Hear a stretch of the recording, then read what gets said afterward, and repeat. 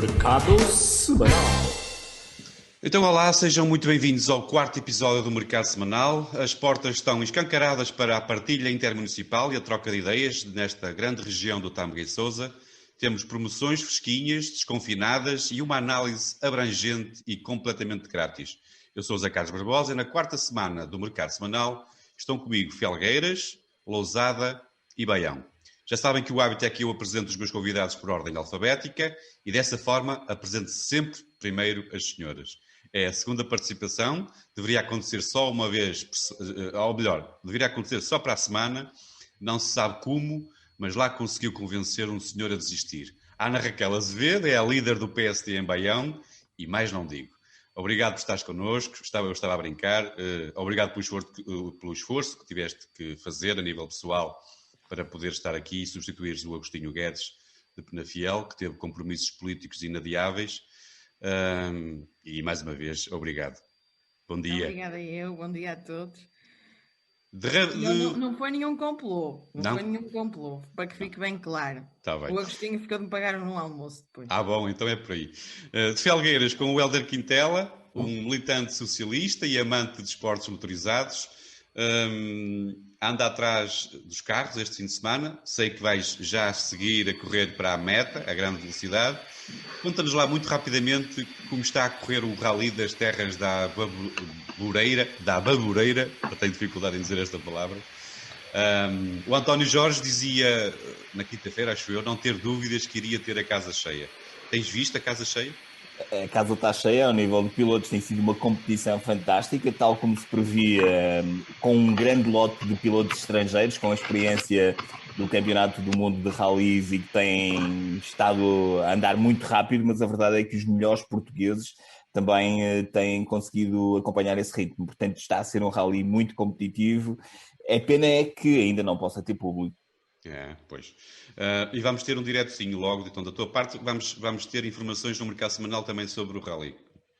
Na próxima semana. Promete-se isso. Ok. De Lousada vem então o Carlos Nunes, um social-democrata que trabalha com as pousadas da juventude. Até que idade, Carlos, até que idade é que se é jovem para se passar uns dias nas pousadas da juventude a preços fantásticos? Nós ainda estamos elegíveis para essa qualidade. Tenho ótimas notícias, porque de facto só precisa ser jovem de espírito. Qualquer pessoa pode ficar alojado numa pousada de juventude. Então estamos todos com... Isso é uma ótima notícia para nós, efetivamente. Temos aqui gente que já passou os 30, mas continua... Não, eu não sei, a Ana Raquel ainda não passou os 30. Meu Deus, eu tenho 28 anos, 28. Estás quase. Jovem, oficialmente jovem. E já estavas elegível, realmente. Já estava aqui a ser ofensivo. Avançamos então. Esta semana conseguimos convencer o nosso Primeiro-Ministro a antecipar o fim do estado de emergência. O estado de calamidade começou hoje. Inicialmente pensávamos que iria ser na segunda-feira. Estamos num nível abaixo do estado de emergência. Pessoalmente acho que a palavra calamidade é mais grave e mais pesada que emergência, mas rima com esta ironia de estarmos num feriado e ser sábado. Portanto, feriado no dia do trabalhador e ao fim de semana, devia ser proibido. Com emergência, avançamos então nós para o primeiro tema que nos vai ser trazido pelo Hélder Quintela. E o Hélder, com pronúncia de Felgueiras, e esperamos nós que não seja com sotaque nenhum, isto é uma piada entre nós, quer-nos falar da descentralização ou municipalização. Eu não sei muito bem, o teu termo é assim... Tem muitas vertentes, não é, Hélder? O que é que te preocupa?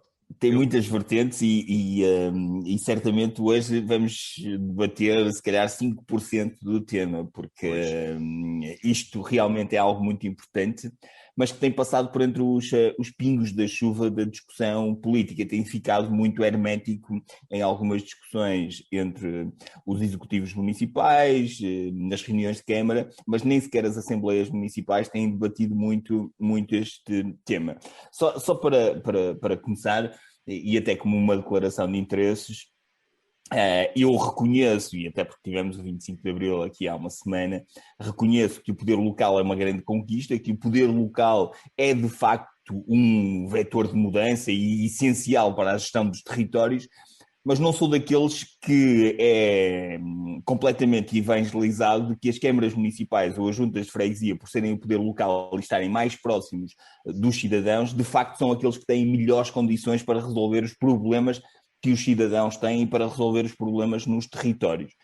E depois temos sempre um problema adicional que a Maria José Morgado muito bem há muitos anos vem fazendo notar, que é a permeabilidade para ações menos legais ou ilegais, para sermos assim muito francos, relativamente à contratação pública.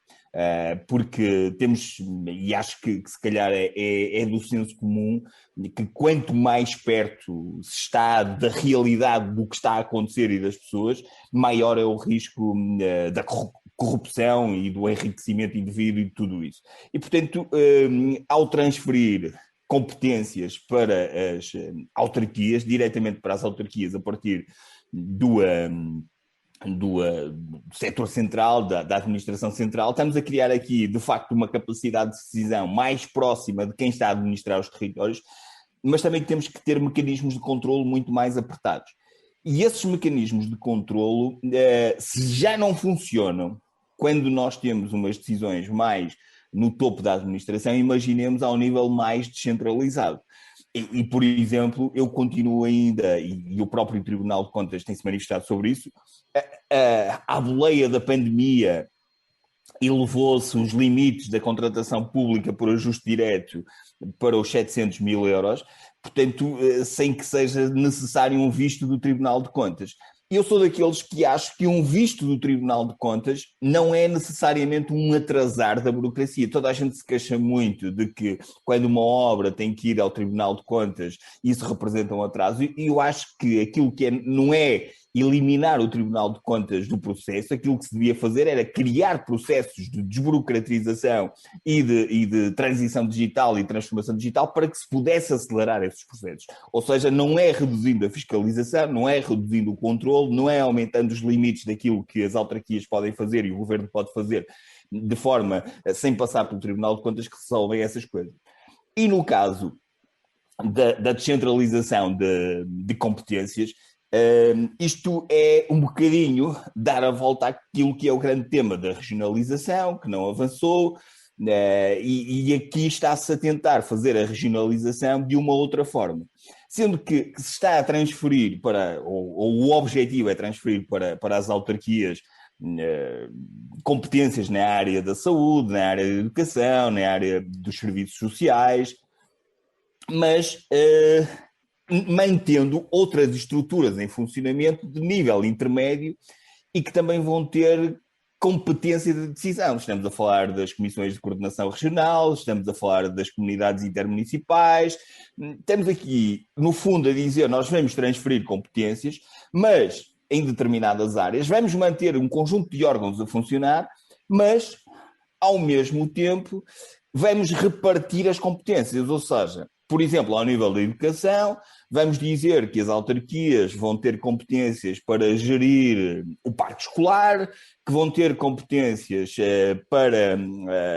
vão gerir o quadro de pessoal não docente, que depois vai ter também algum poder de voto nos conselhos de gestão das escolas, e isso leva-nos a um outro problema que é o controlo depois das direções e dos órgãos de gestão das escolas. Portanto, temos aqui uma potencial politização de gestão das escolas, mas depois, ao nível da definição dos currículos, ao nível da definição do quadro docente, ao nível dos concursos de professores, vamos ter uma competência que é do Ministério da Educação.